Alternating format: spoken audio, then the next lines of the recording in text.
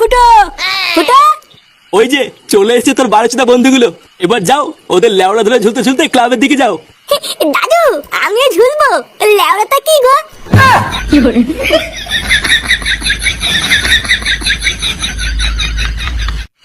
দেখেছিস বাস্তবকে সেই থেকে ডাকছি আর ও কোনো সাড়াই দিচ্ছে না। হ্যাঁ গো পল্টুদা, তাই তো দেখছি। একই রে, তোরা এই সন্ধ্যাবেলা লেওরা ওই দিককার কোনো খবর পেয়েছিস নাকি? খবর কই না তো। কেন, ওইদিকে আবার কি হয়েছে? আরে আমাদের পাশের পাড়ায় নিতাই দাদু আছে না, শুনলাম হঠাৎ চোদনাটা নাকি পটল কেটেছে। কি বলিস, মালটা পটল কেটেছে? হ্যাঁ, আবার শুনলাম উনার নাকি 7 কিলো কেউ নেই। নিতাই দাদু 7 কিলো কেউ নেই, তো আমি কি বা ছিড়বো? তুই কি বা ছিড়বি মানে? লেওরা রেডি হ, আমাদের হাসপাতালে যেতে হবে। ওখান থেকে নিতাই দাদুর বডিটা নিয়ে একবারে শ্মশানে যাব। কি, শ্মশানে যাবি? হ্যাঁ রে ফুটো, যা যা রেডি হয়ে নে। সামনে কি যেন একটা কালো মতন দাঁড়িয়ে আছে, চোখ দুটো যেন লাল টকটকে, আর মুখে বড় বড় দাঁত। নে রে চোদনা, যা। তুই আবার কি বার ভাবছিস? এই মানে বলছি ভাই, শ্মশানে না গেলে হয় না?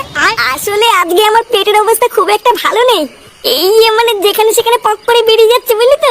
এই মেরেছে পল্টুদা, ফুটো না গেলে কি করে হবে? আরে তুই অত চাপ নিচ্ছিস কেন?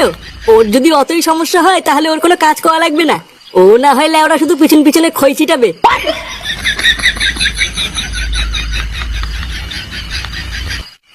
বলছি ডাক্তার বাবু, তাহলে কি আমরা এখন বডিটা নিয়ে যেতে পারি?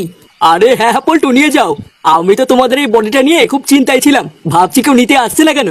তারপরে তো আমার খুব ভালো লাগছে যে এখন তোমরা নিজেরা এসছো বডিটা নিতে। আরে না না ডাক্তার বাবু, তেমন কিছু না।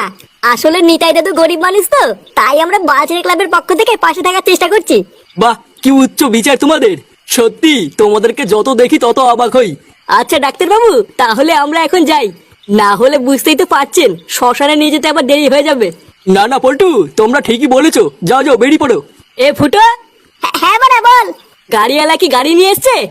হ্যাঁ নিয়ে এসছে, নিচে দাঁড়িয়ে আছে। নে ল্যাংচা, বডিটাকে নিয়ে চ। আচ্ছা বল্টুদা, চলো।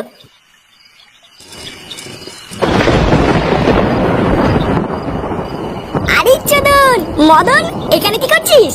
আরে ফুটো, তোমাদের জন্য গাড়ি নিয়ে এসেছি। কেন রে ভোদা, তুই হঠাৎ গাড়ি আনতে গেলি কেন? আর বলো না পল্টু, যে গাড়িওয়ালা আসার কথা তার হঠাৎ শরীরটা খারাপ হয়ে গেছে। তার উপরে আবার বাইরে আবহাওয়া ভালো না, প্রচন্ড মেঘ করেছে। তাই আমি আর কালু দুজন মিলে গাড়ি নিয়ে এসেছি। আচ্ছা ভালো করেছিস, নে এবার বডিটা গাড়িতে তোল। আকাশের অবস্থা মনে হচ্ছে খুব একটা ভালো না, তাড়াতাড়ি শ্মশানে পৌঁছতে হবে। নে নে, দেরি করিস না।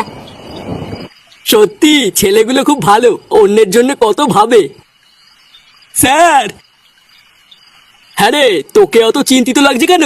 একটা ছোট্ট কেলো হয়ে গেছে স্যার। কেলো হয়ে গেছে মানে কি হয়েছে? ওই হার্টবিট মাপার যন্ত্রটা আছে না, যেটা দিয়ে দেখে মানুষ বেঁচে আছে না মরে গেছে। হ্যাঁ তো কি হয়েছে, এত চিন্তা করছিস কেন? ওটা না খারাপ হয়ে গেছে স্যার। কি খারাপ হয়ে গেছে মানে? বাঞ্চত কি বলছিস এসব? চোরের বাচ্চা, তাহলে কি এখন ওই রুগীটা বেঁচে আছে নাকি? লেওড়া চুলো দেখছিস কি? তাড়াতাড়ি যা, ওদেরকে আটকা।